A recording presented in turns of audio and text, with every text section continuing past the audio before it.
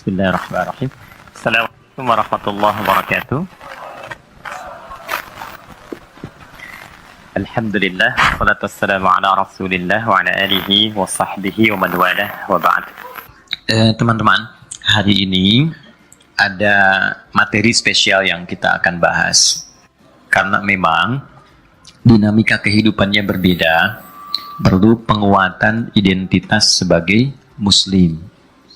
Nah, di Quran itu begitu detil diuraikan turunan-turunan katanya, sehingga bukan hanya menunjukkan satu identitas, tapi diurai dari akarnya sampai pedomannya, konsekuensinya, hingga bagaimana saat kita berpulang sampai kepada Allah. Nah, ini yang kami duga tidak semua orang Islam, bahkan mungkin dikatakan mayoritas, mendalami, memahami, dan mengamalkan tentang ini. Dan semua terkait dengan ibadah, apakah itu sholat, apakah itu puasa, zakat sebelumnya, hingga umrah dan haji, itu pondasinya dari sini. Kalau tidak kuat, maka tidak optimal. Pernah nggak merasakan begini, ada malas dalam menunaikan sholat? Baru mau mulai puasa, udah nunggu buka. Oke. Nah, baru mau berangkat haji, udah tanya kapan pulang gitu. Ya, baik. Nah, ini di sini pondasi dasarnya. Kalau ini bisa kuat, maka segala bagian yang kita tunaikan tuh merasa ternikmati. Ya, sejatinya orang ibadah itu nikmat. Orang ibadah itu bahagia. Saya tanya begini ya, mengapa Nabi itu kalau sujud, ruku, berdiri dalam sholat itu lama? Seringkali diviralkan kan sujudnya saja ya.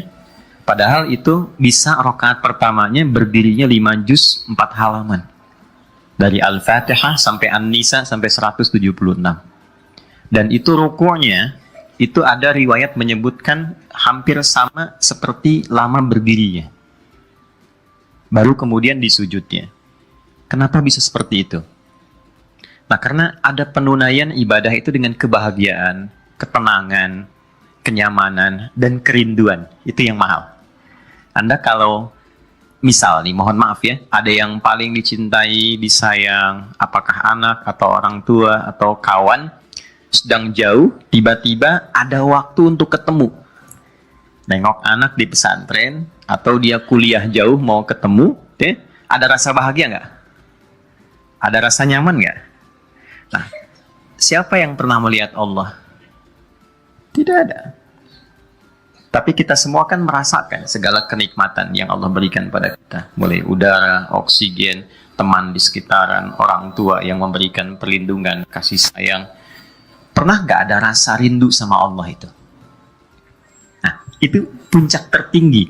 Puncak tertinggi ibadah seseorang muslim itu ketika ia merasa ibadahnya disaksikan oleh Allah, walaupun ia tak mampu menatapnya.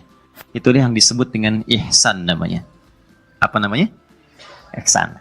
Secara konseptual itu ditemukan dalam hadis riwayat Muslim nomor hadis yang ke-8 dari Umar bin Khattab radhiyallahu taala anhu. Imam An-Nawawi menyantumkan hadis ini di Al-Arba'in, posisinya nomor 2 dalam 42 hadisnya. Jadi di riwayat Muslim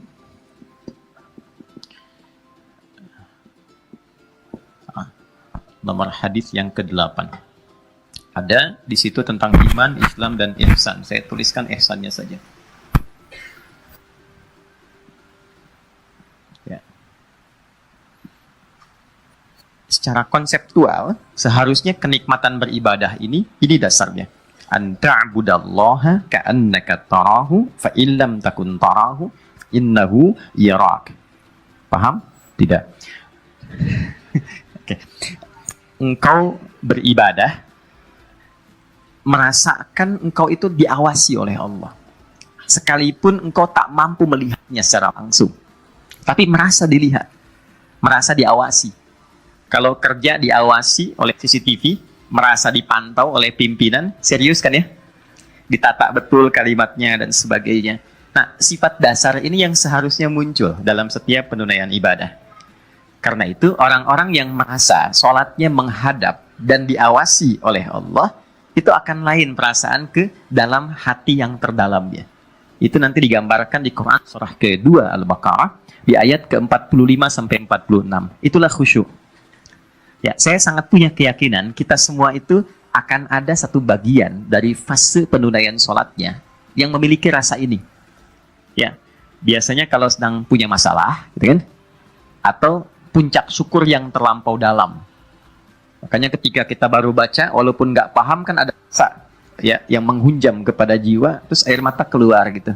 Ya, nah itu yang dimaksud alladzina yadhunnuna annahum mulaqu rabbihim wa annahum ilaihi raji'un. Orang yang menikmati sholatnya dan dia merasakan sedang menghadap Allah dan satu saat dia kembali kepadanya ya dalam keadaan yang lebih baik. Nah, inilah yang ingin saya berikan pengantar untuk kita masuk dalam dasar keislaman kita. Dan di sini kita akan memulai dan di akhirat kita pun akan disambut dengan kalimat ini kembali. Belum kita mulai, jangan amin dulu. Oke. Agama kita disebut apa? Halo, kenapa pelan begini? Islam. Orangnya Muslim. Kalau perempuan? Baik ya, itu identifikasi gender ya. Kalau gender di bahasa Arab tinggal tambah tak di ujungnya. Gitu. Kalau laki-laki Muslim, perempuan Muslimah. Kalau mukmin, mukminah. Kalau soim, dapat ya. Oke. Ya, kita sekarang punya 3 kosakata ya. 1 Islam, saya tuliskan Latinnya. Ada layar lagi ya, mudah-mudahan terlihat sampai ke belakang ya. Ibu, mohon izin ya, mudah-mudahan terlihat. Islam, saya tuliskan Arabnya pakai alif lam, al-Islam. Ini. Kemudian ada silmi. Ya. As-silmi, ini akar katanya. Kemudian ada sanam. Ya. Dulu ada lagu yang viral di Nusalam itu ya. Saya kurang bagus suaranya, kurang lebih itulah. 1, 2, 3, kemudian ada Muslim.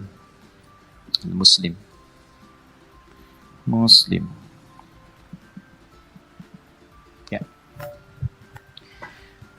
Mari kita bahas pelan-pelan. Saya sengaja tampilkan ini dulu, tidak menyambung dulu ke bab sholat, supaya fundamental sampai terakhir kemarin kita sujud itu, kita merasakan kenikmatan sebelum salam. Baik. Agamanya disebut dengan apa? Islam. Oke. Kita temukan kata Islam di antaranya di Al-Quran, surah ketiga Ali Imran. Kita pakai dalil ya. Di ayat yang ke-19. Ya, paling kiri di mushaf sebelah atas. Inna dina indallahil Islam. Oke, ini dari mana taunya? Kita jawab pakai Al-Quran supaya tidak pakai pendapat kita. Quran surah 3 Ali Imran ayat 19. Baik. As-silmi kita dapatkan di Quran surah kedua Al-Baqarah di ayat 208. As-salam. Ini agak banyak. Kita ambil beberapa contoh saja. Quran surah ke-19 di ayat ke-15. Surah Maryam ayat 15. Ini untuk Nabi Yahya, untuk kitanya. Sambutannya di surga di Quran surah ke-13. Ayat 23-nya saya sebutkan untuk taman surganya, 24-nya kalimatnya. Saya bulati 4. Oke. Kemudian Muslim, saya kasih bentuk jamak saja untuk kesemuanya. Jadi nggak satu-satu, ya. Kita ambil Quran surah ke-6. Al-An'am di ayat 163. Ya, di lisan Nabi Ibrahim alaihissalam yang kelak diabadikan menjadi bagian bentuk iftitah dalam salat. Oke?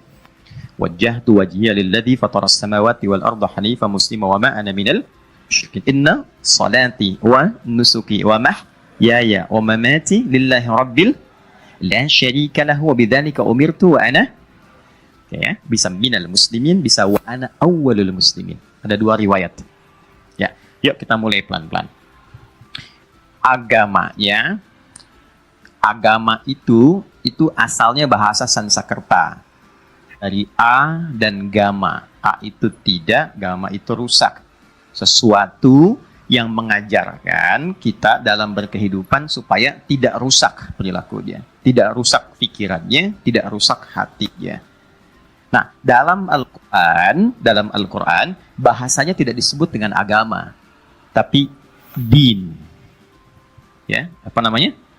Din. La ikraha fin din, ya. Nah, ini ya. Inna dina indallahil Islam. Nah, Islam itu diperkenalkan oleh Allah dalam Al-Quran dengan satu frame-nya, bingkainya.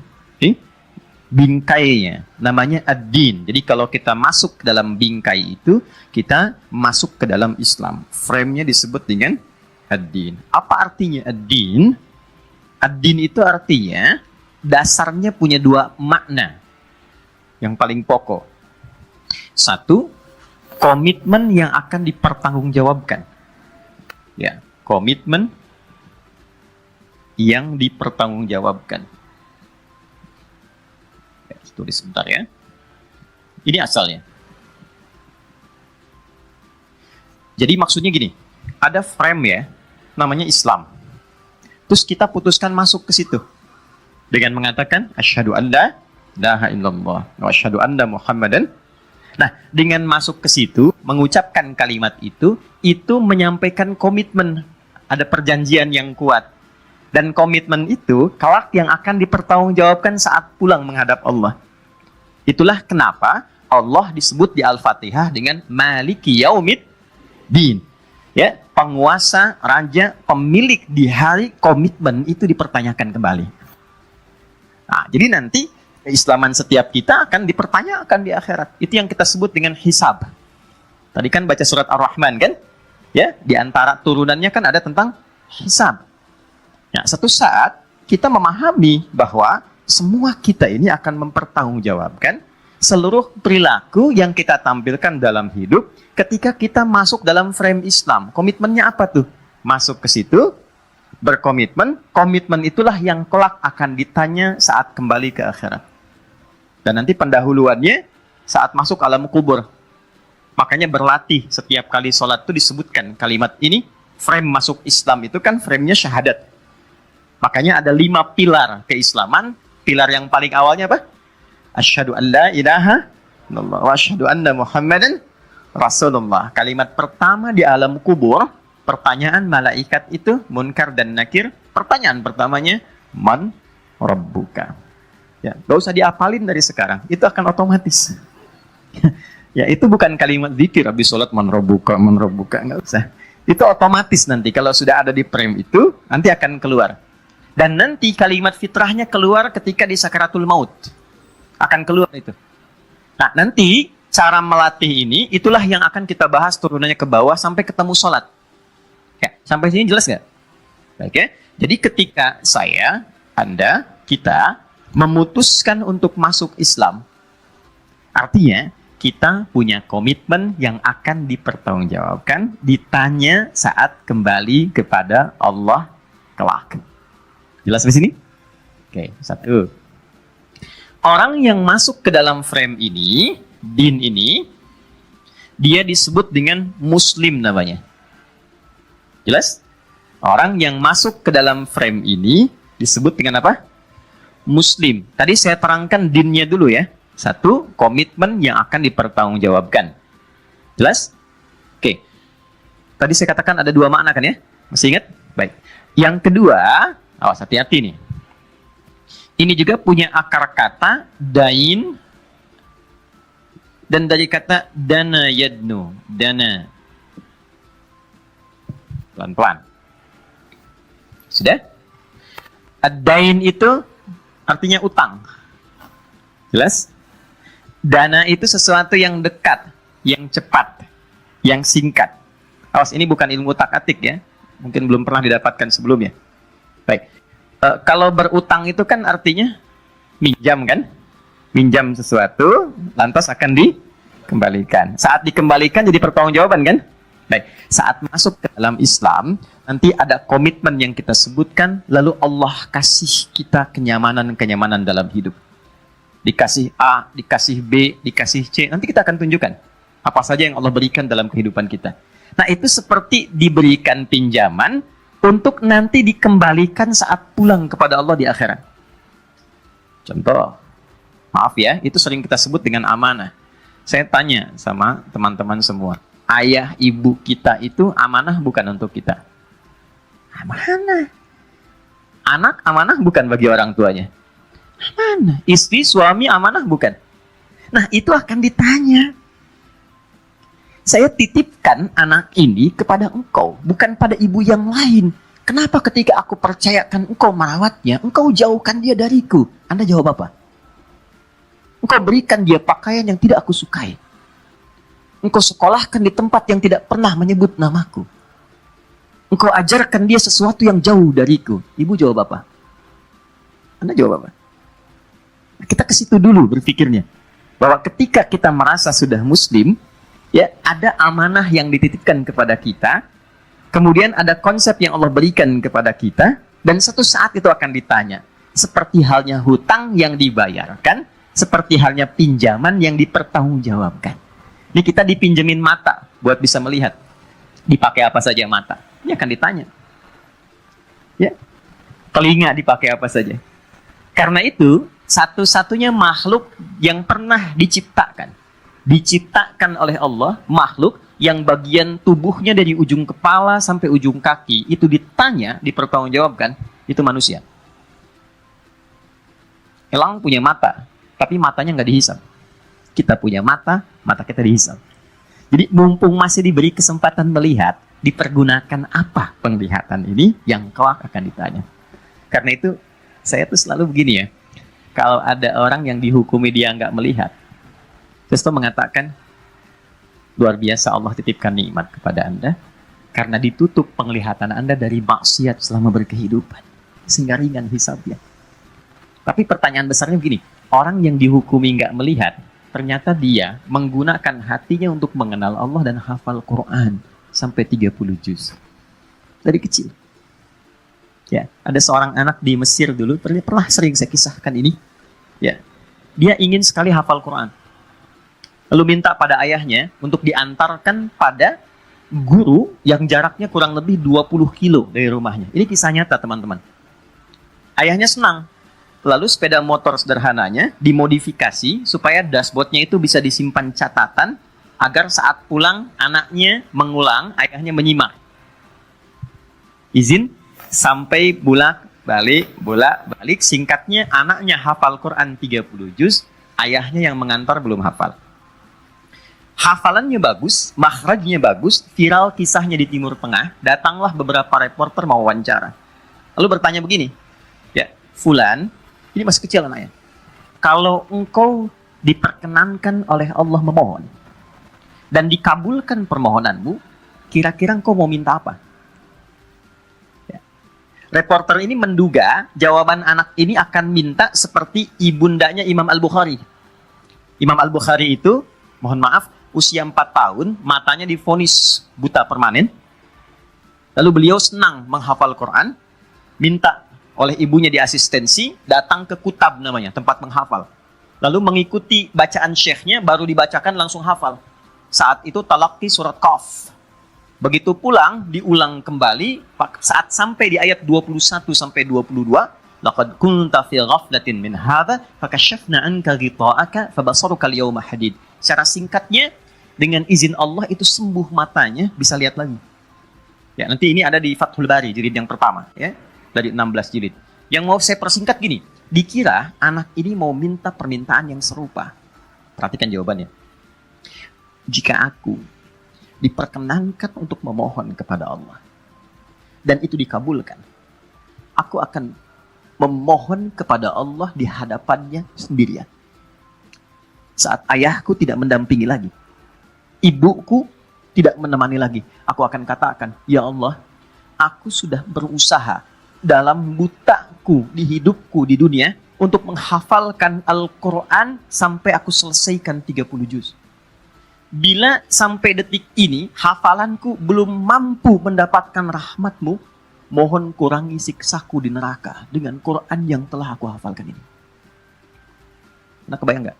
Anak kecil 4 tahun, matanya buta, dia menghafal Quran untuk persiapan bekal pulang kembali menghadap Rabbnya. Kalau ini dirasakan kurang, mohon kurangi siksaku di neraka dengan Quran yang telah aku hafalkan ini. Anda diberikan 40 tahun. Kurang atau lebih. Kalau dengan sampai usia ini, untuk baca saja Anda belum punya waktu, berapa waktu lagi yang Anda butuhkan untuk itu? Dan kalau sudah ribuan, puluhan ribu anak Palestina, yang sekarang nomor 1 di dunia hafalan Qurannya, dan mereka bercanda di antaranya, kalau sudah 30 juz, dia akan katakan pada kawannya yang masih 20 juz, nanti saya di atas tertinggi surga, saya dadahin kamu yang masih di bawah. Kita ada di mana? Nah, untuk itu penting saya katakan bahwa semua yang Allah titipkan kepada kita, itu nggak ada yang abadi, teman-teman. Itu ditanya. Jadi kalau ada peningkatan materi, jangan bangga dulu, karena itu akan ditanya. Kalau dapat jabatan, jangan senang dulu, karena itu ditanya. Harus paham bagaimana cara menggunakannya, harus paham, mengerti bagaimana cara mengelolanya. Syukur itu penting, tapi ada caranya. Sabar itu harus, tapi ada jalannya. Nah, inilah yang coba kita turunkan. Saya ingin pahamkan dulu pada diri saya dan kita semua, bahwa kehidupan kita bukan kehidupan yang kosong. Satu saat kita akan ditanya. Gitu. Ya. Dan kita akan pulang. Kan kita sepakat semua, dunia ini sementara. Ya. Dan asalnya seakar dengan ini. Dari kata dana, artinya cepat. Ya, cepat. Sesuatu yang cepat, sesuatu yang dekat. Ya, kenapa din disebut dengan din? Karena ini cepat mengantarkan kita untuk berpulang kepada Allah. Dan kehidupan di dunia ini disebut dengan dunia karena cepat. Rasanya baru kemarin, sekarang sudah ketemu lagi kan? Halo? Baik. Baik. Kenapa diam begini ya? Ayo balik sini. 1.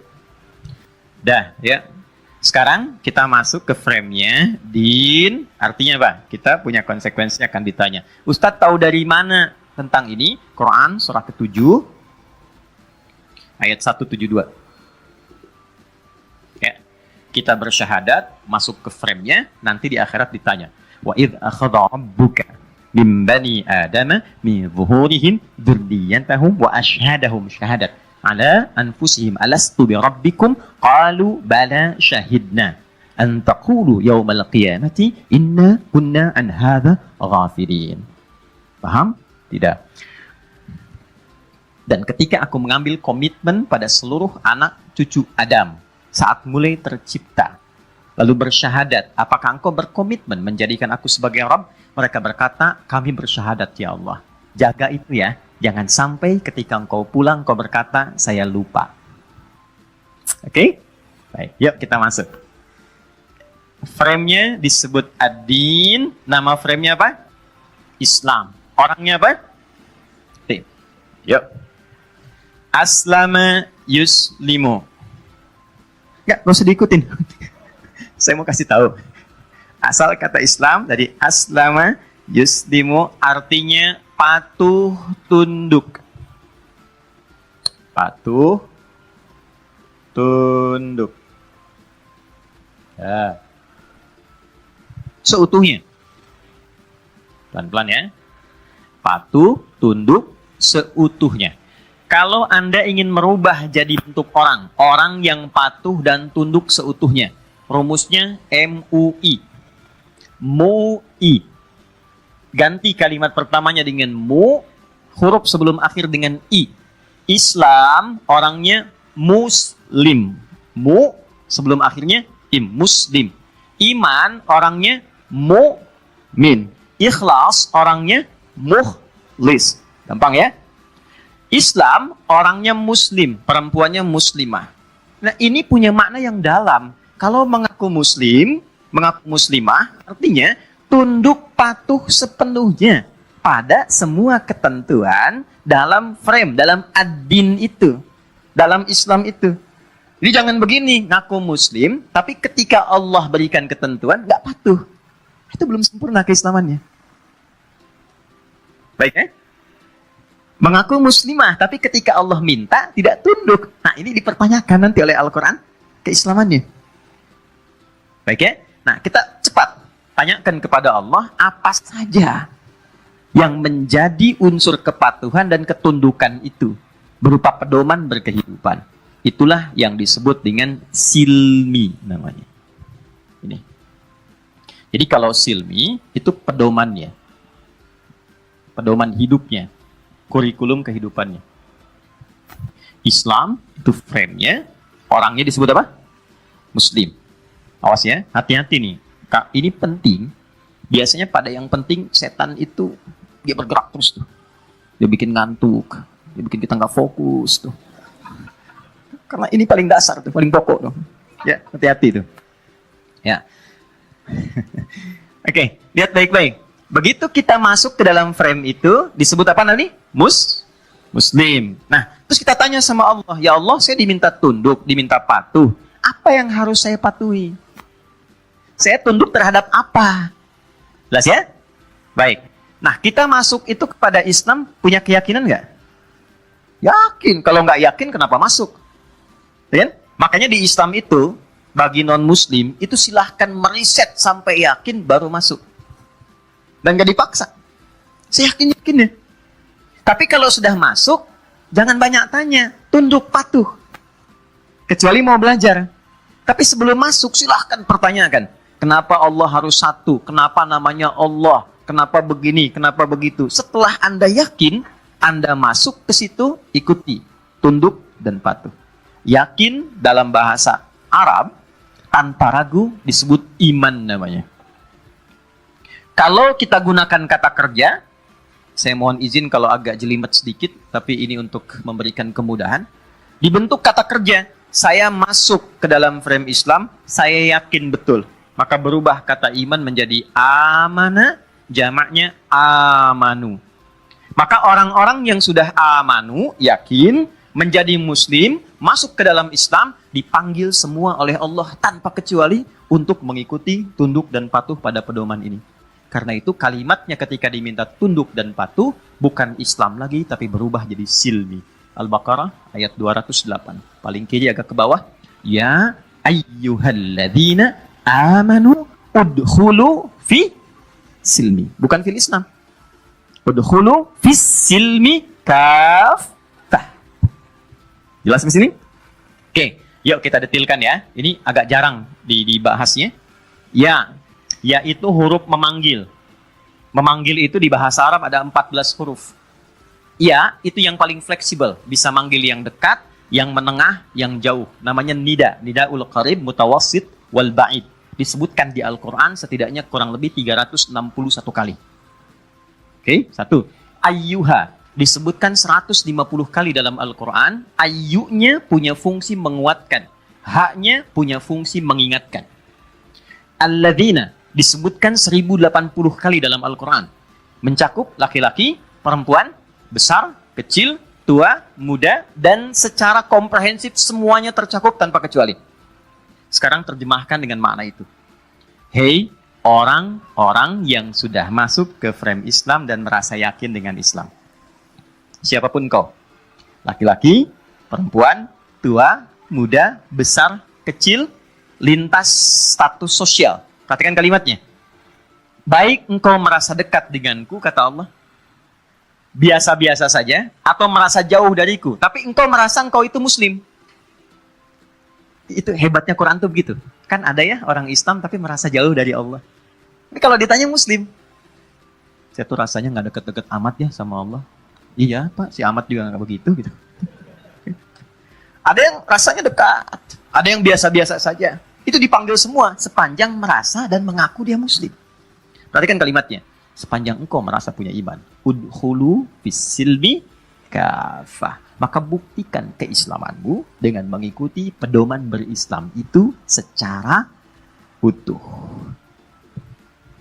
Ya. Pelan-pelan. Kita belum selesai. Ya.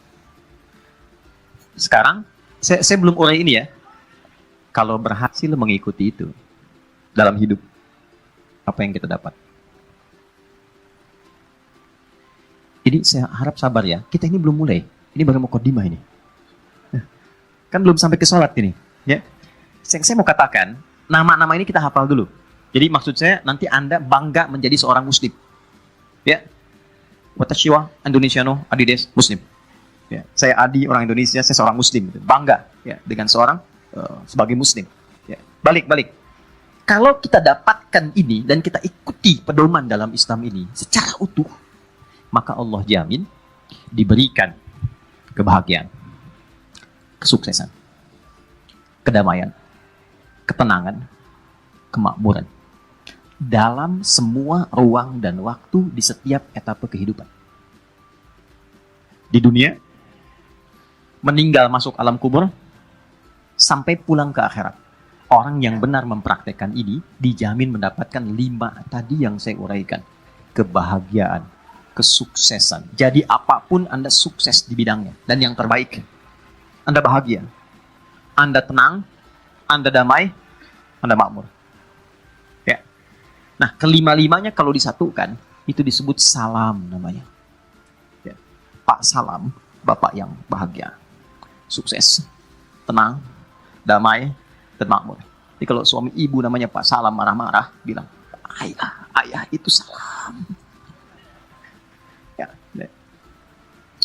Okay. Wassalamun alaihi yauma wulida wa yauma yamutu wa yauma yub'atsu hayya. Nabi Yahya itu didoakan oleh ayahnya, Nabi Zakaria, oleh ibundanya Elizabeth. Elizabeth itu nama Latin, Elias Sobat asalnya, dari istrinya Nabi Zakaria alaihissalam. Punya anak namanya Yahya. Bahasa Inggrisnya John. Ya. Betul. Ya, Yahya itu John. Ya. Ya. Banyak di Inggris, di Amerika kan banyak nama-nama yang mengadopsi nama para nabi. David, Abraham, ya kan? Michael, ya, nama malaikat tuh, Mikail, ya, dan seterusnya. Ya, saya percepat.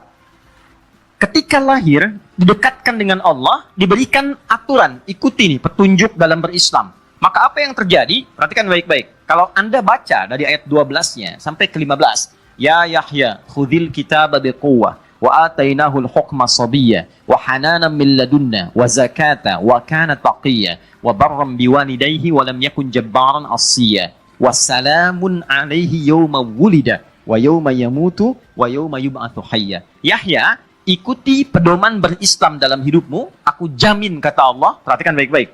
Selama hidup di dunia, aku berikan salam. Kalau engkau meninggal di alam kubur, aku rakatkan salam. Kalau engkau dibangkitkan di akhirat, engkau menjadi orang yang paling gembira karena mendapatkan salam itu di akhirat. Apakah hanya untuk Nabi Yahya? Tidak, teman-teman. Karena ternyata umat Nabi Muhammad itu umat pertama yang disambut oleh malaikat di taman surga. Ya. Dan gak main-main. Itu menggandeng ibunya, ayahnya, anaknya, cucunya. Jadi ada satu keluarga besar, dihormati, diapresiasi oleh Allah, menggandeng keluarganya, dan oleh malaikat, diperintahkan oleh Allah, malaikat berdiri di setiap pintu surga, sambut keluarga ini, dan dikatakan kalimat salam. Salamun alaikum bima sabartum, fani'ma uqbaddar. Selamat, Anda bisa masuk ke tempat terindah ini mendapatkan salam, silahkan nikmati tempat yang belum pernah dijamah. Jelas di sini? Belum saya terangkan. Ya, jadi seharusnya ini. Oke. Anda sebut saja satu nama sahabat Nabi, ya, yang nggak pernah mendapatkan salam selama hidup. Sebut. Komparasinya gini, komparasinya. Teman-teman, kita kenal, tahu lah dalam literatur sejarah. Abu Bakar kan? Omar, Ali, ya, Uthman, Abdurrahman bin Auf. Yang saya katakan gini, makanya nanti cara membaca ini lihat sejarah. Jadi kalau teman-teman umroh, haji itu, telusuri tapak-tapak itu. Ya. Abdurrahman bin Auf sebelum masuk Islam, dengan setelah masuk Islam, silahkan cek bagaimana perubahan hidupnya. Uthman, punya nggak investasi yang lestari sebelum masuk Islam? Bandingkan setelah beliau masuk Islam. Umar bin Khattab itu sebelum masuk Islam, dengan setelah masuk Islam, Anda silahkan cek dalam literasi sejarah. Mabuknya bagaimana, ya, sikap premanismenya seperti apa, nantangin orang bagaimana, menjadi musuh Nabi yang ingin membunuh Nabi. Setelah masuk Islam, keviralannya sampai kini adalah semua hal yang baik, sukses, bahagia, dan lestari sampai sekarang. Sebut satu nama sahabat Nabi yang tidak sukses dan mendapatkan salam, tidak ada. Dan yang paling dahsyat begini, ini selalu saya katakan tuh, sampai pintu tuh kencang gitu keluar, gitu ya, ini saking pentingnya. Gak apa saya? Ya, maaf ya. Ini teman-teman ya, ini Mekah kan? Jangan salah, ini Romawi loh. Ini Persia. punya imperium, ini kekaisaran, ini sudah maju. Kalau sekarang ini Amerika, ini Tiongkoknya lah. Ya. Tempat turunnya wahyu yang sahabat berkehidupan itu kan di lembah yang tidak ada peradaban, di wadin ghairi dzi zar'in inda baitikal muharram, ya. Di satu lembah yang tandus, ya, mohon maaf, yang tidak ada teknologi, tidak ada peradaban. Kok bisa Allah pilihkan tempat itu supaya kelak esok lusa Anda tidak jawab begini, pantas maju turunnya di Romawi, pantas hebat turun di Persia. Allah ingin tunjukkan kalau jadi orang Islam itu, kalau pedomannya diikuti, ini akan sukses melebihi ini. Saya tanya pada Anda, Romawi kalau punya peradaban disebut peradaban apa? Romawi. Yunani? Yunani. India? Peradaban India. Ya. Tapi pernah nggak Anda dengar peradaban Spanyol? Irak? Nggak ada. Yang ada peradaban Islam di Andalusia. Peradaban Islam di Irak. Di Baghdad. Kenapa? Karena Islam datang bukan hanya memakmurkan, mensejahterakan, tapi memajukan dan mencerahkan. Sehingga muncul peradaban. Ya, jadi singkatnya gini, kalau Anda orang Islam, Anda pasti akan sukses. Nggak cukup dengan amin. Ini dulu kita nanti turunkan. Jadi kalau Anda pebisnis, harusnya Anda sukses. Suksesnya itu nomor 3 loh. Tingkat 3. Kan pebisnis itu materi kan? Nah materi ini, turunan di Islam itu 3. 1 kaya, 2 kaya banget, 3 kebangetan kayanya. Nah orang Islam itu harusnya di level tertinggi nomor 3. Utsman itu kan kebangetan kayanya. Udah 15 abad investasinya masih ada. Dan satu-satunya sahabat yang berinvestasi, orangnya meninggal, sudah tidak ada, tapi namanya tercantum dalam bank di Saudi, punya rekening. Saya, Anda, kita masih hidup, gak punya rekening di sana kan? Coba lihat. Sampai sekarang. Jadi bangga menjadi muslim, kalau benar muslim itu, Anda kalau belajar, harusnya Anda pintar. Gak ada ceritanya orang masuk Islam gak pintar, tuh gak ada. Baru bangun tidur, sudah disuruh pintar. Masalahnya pedomannya gak dibaca.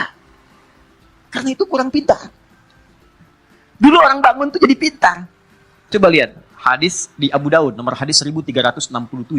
Itu Ibnu Abbas ingin tahu cara bangunnya Nabi, diikutin sampai anak ini tumbuh jadi pintar. Usia 13 tahun, sudah hafal 2000 hadis. Sudah melihat substansi sesuatu, kalimat kalau disebutkan paham, oh ini akan ke sini. 15 tahun sudah jadi mufti, bahkan di bidang militer.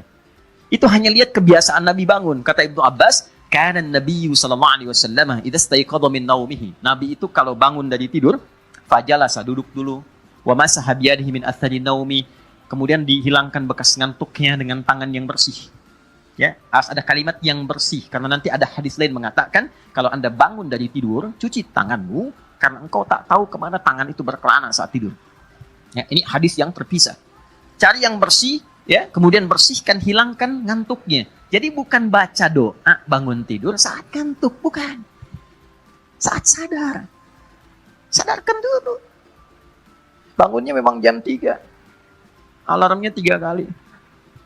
Jam 2, 2:04, jam 2:30 kan? Iya kan? Alarm pertama matikan, alarm kedua kan? Alarm kedua siap-siap. Oh, kan biasa, sama kita. Gitu kan? Ya. Tapi setelah itu kan saat bangun, ada yang sunnahnya nggak dipakai, langsung aja baca. Alhamdulillahilladzi ahyana. Ahyana masih biasa, begitu amatannya gimana gitu. Ya, amatannya. Bangun jam 3, pas amatannya melek lagi jam 5. Ya kan? Wa ilaihi nusyur. Ya, nusyur balik lagi. Ya, makanya di Arab kenapa sholatnya yang dipanjangin, naumnya pendek. As-salatu khairum minan naum. Pendek naumnya. Sholat lebih baik daripada tidur, sholatnya yang panjang. Di kita naumnya yang panjang. Coba silakan cek yang adan tuh. Salatu khairum minan naum. Dimas tidur lagi itu. Naum yang panjang. Coba dicek kalau nggak percaya. Ya, bener ya? Ya, balik lagi tuh. Jadi teman-teman sekalian, begitu sadar, ternyata yang dibaca bukan doa bangun tidur dulu. Nabi membacakan panduan berkehidupan 11 ayat terakhir surah Ali Imran. Ayat 190 sampai 200. Tsumma qara'a khawatima Ali Imran. Ayat itu adalah kurikulum awal menjalani kehidupan yang memetakan semua aktivitas kita, difikirkan apa yang mau dikerjakan, direnungkan dengan baik, disiapkan capaian-capaiannya untuk dievaluasi sampai tidur kembali. Dari ayat 190 sampai 200. Karena itulah sholat pertama disebut dengan subuh. Dari kata asbah, yang siap dengan rencana yang akan dieksekusi. Jadi orang Islam itu kalau bangun dari tidur, kenapa sholat pertamanya subuh? Itu ditanya balik oleh Allah. Kamu punya rencana apa di hari ini? Jam 7 apa yang mau kau kerjakan? Jam 10 ada di mana? Jam 12 duhurnya di mana? Itu orang Islam tuh begitu. Makanya sholatnya subuh, disebut subuh. Ya, wasubhi idza tanaffas. Aku bersumpah demi waktu subuh, matahari aja sudah membelah kegelapan malam, membawa manfaat. Dia punya rencana yang terukur. Tumbuhan saja sudah mengeluarkan oksigen, menyerap karbon dioksida. Dia sudah punya manfaat. Dan mereka tidak dihisab. Kamu yang dihisab, kenapa nggak punya rencana kehidupan? Bukan bagaimana nanti bagaimana? Makanya kenapa kita sholat? Kita membawa program hidup di hari itu supaya minta kepada Allah pertolongan, kemudahan, kelancaran, dan perlindungan. Itu spirit sholat subuh itu. Makanya semua bacaan kita langsung disaksikan. Itu ada di Quran surah ke-17, ayat ke-78. Aqibis salata liduluki syamsi ila ghasaqil laili wa qur'anal fajr. Inna qur'anal fajri kana mashhuda. Khusus sholat subuh, itu bukan hanya sholatnya. Semua agenda kita ditunggu oleh Allah. Mau minta apa? Tapi kan tidak semua yang sholat bawa agenda. Bahkan Nabi itu dari malam loh merencanakan. Fa'idha faraghna fansab. Malam tuh evaluasi dulu. Saya tuh kalau pulang, ini share saja ya. Share saja. Rata-rata saya pulang tuh malam. Saat semua sudah tidur. Dan biasanya keluarga tahu, rumah nggak pernah dikunci depan. Alhamdulillah. Jadi kalau kita masuk jam 1, setengah 2, itu ya hal yang pertama saya lakukan, saya tatap semua. Istri, anak-anak, ya semua. Terus ya setelah itu kita mohon ampun sama Allah. Saya minta ampun ya Allah, kalau belum jadi suami yang baik, ayah yang baik. Saya nggak tahu ketemu lagi nggak dengan mereka. Bagaimana hisabnya di akhirat? Ambil wudhu, sholat, zikir, nangis gitu. Itu nyiapkan buat besok. Itu akan ditanya. Pernah nggak sebelum tidur teman-teman tuh? Sehari itu sebagai seorang anak bersikap apa pada orang tua? Sebagai seorang suami, ayah, bersikap apa pada keluarga? Pernah nggak di malam aja sebelum tidur? Tertunaikan nggak dengan baik? Anda yang perempuan juga begitu. Sebelum tidur. Terus kita membayangkan besok lusa saat dihisab tuh sama-sama nggak gitu. Itu cuma latihan dasar, tapi dampaknya dalam gitu. Dampaknya begitu dalam. Nah, Nabi itu ngajarkan sampai sedetil itu. Kalau itu dilakukan dalam hidup, rumah tangga itu damai. Bukan nggak punya masalah, pasti ada masalah. Masalah itu pasti. Ustadz juga sama. Ustadz itu paling banyak masalahnya. Masalah Anda pun ditanyakan pada Ustadz juga.